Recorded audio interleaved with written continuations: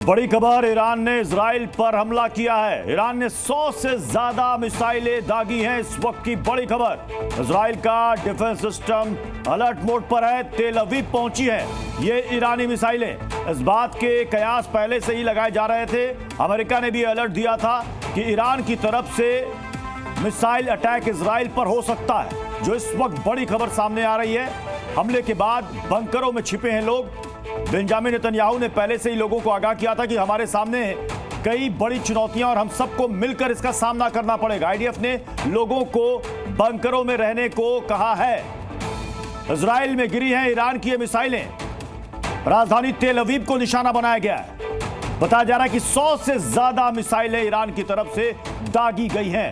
हालांकि air defence system Israel का मजबूत है, लेकिन एक साथ इतनी ज्यादा जब मिसाइलें आती हैं, हमला होता है, तो कई सारी मिसाइलों को वो डिटेक्ट नहीं कर पाता। आयरन डोम एक्टिव मोड पर है, लेकिन बताया जा रहा है कि कुछ मिसाइलें तेल अवीव में गिरी। हालांकि इससे पहले ही आईडीएफ अलर्ट मोड पर था। हमारे साथ हमारे सहयोगी अशोक राज इस वक्त जुड़ चुके हैं। अशोक, क्या अपडेट आ रही है? कितनी मिसाइलें गिरी हैं तेल अवीव में?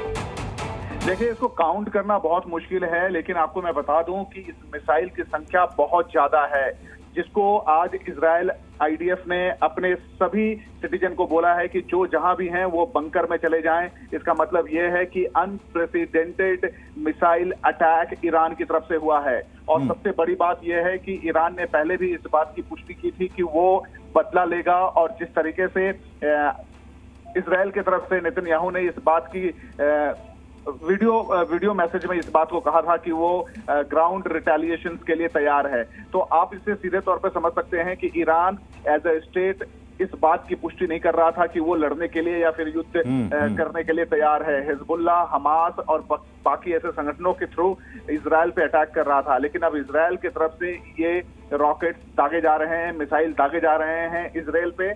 अब ये लड़ाई है इजराइल और ईरान की भी हो सकती है। लेबनान के साथ ऑलरेडी इजराइल की लड़ाई चल रही थी, गाजा में ऑपरेशन चल रहा था। अब ईरान की तरफ से इस तरीके के हमले देखे जा रहे हैं, यानी कि कोशिश ये की जा रही है कि इजराइल को किसी तरीके से चारों तरफ से घेर लिया जाए। तो कुल मिलाकर अभी तेल अवीव में ये सिचुएशंस हैं कि शाम के वक्त में सभी लोग शॉपिंग या फिर मार्केट या फिर अपने दफ्तर से वापस आ रहे थे। सभी को बोला गया है कि जो जगह पे हैं वहीं अपने बंकर में छुप जाएं। अटैक बहुत ही भारी है, बहुत ही अनप्रेसिडेंटेड है, और लगातार जो उनके कम्युनिकेशन सिस्टम्स हैं उसको अलर्ट कर दिया गया है।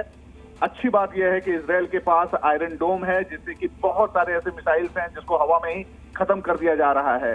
तो एक हैरानी की बात यह है कि अनप्रेसिडेंटेड अटैक में लेकिन इससे एक बात तो साफ हो गई अशोक राज, कि कुछ लोग कह रहे थे कि डायरेक्टली इस जंग में ईरान कूदेगा या नहीं कूदेगा। ये इस अटैक से साफ हो गया है कि वो अब सीधे 1-to-1 मोर्चा लेने के लिए तैयार है। ये अटैक काफी कुछ बता रहा है।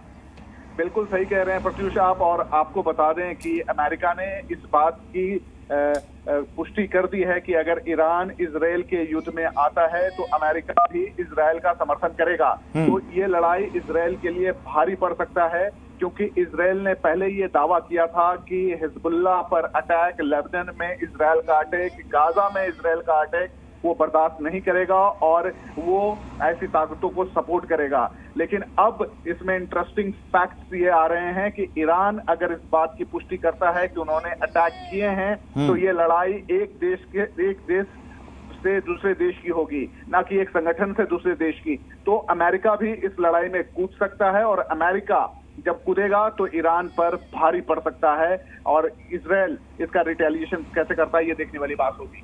अब तुर्की इसमें साफ साफ कह रहा है कि हम लेबनान के साथ खड़े हैं। अशोक राज, हिजबुल्लाह ने कहा कि हमने इजरायली एयरपोर्ट की ओर मिसाइलें दागी हैं, और उसके बाद हमने देखा ये जो तस्वीरें सामने आ रही हैं कि तेल अवीव पर ईरान की तरफ से अटैक, यानी कि तुर्की, लेबनान और ईरान ये घेर करके इजराइल पर अटैक को बढ़ा रहे हैं।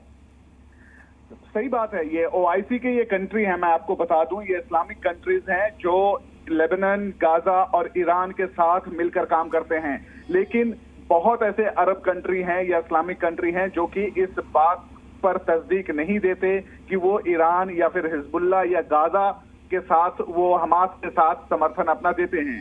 लेकिन 4-5 ऐसी कंट्रीज हैं जो कि सीधे तौर पर ईरान का समर्थन करते हैं, लेकिन बहुत ऐसे अरब कंट्रीज या फिर इस्लामिक कंट्री हैं जो कि अपने आप को इस युद्ध से और इस आइडियोलॉजी से दूर रखते हैं। तो अब ये देखना होगा कि क्या तुर्की की तरह या फिर अन्य जो इस्लामिक स्टेट्स हैं वो भी मुखर होकर खुलकर सामने आते हैं और ईरान का समर्थन करते हैं, या फिर अपनी चुप्पी साध कर रखते हैं। लेकिन मिडिल ईस्ट में इस वक्त बहुत ही गंभीर स्थिति है और ईरान ने अगर इसकी बात की पुष्टि की, अपनी जिम्मेदारी ली, तो दो देशों के बीच में अमेरिका का आना तय है। अब तो इस हमले के बाद ये तो साफ है अशोक राज, क्योंकि इससे पहले कि इजराइल पर ईरान हमला करेगा, अमेरिका की तरफ से ये इनपुट्स भेज दिए गए थे कि इजराइल को अलर्ट मोड पर रहना होगा क्योंकि अटैक किया जा सकता है।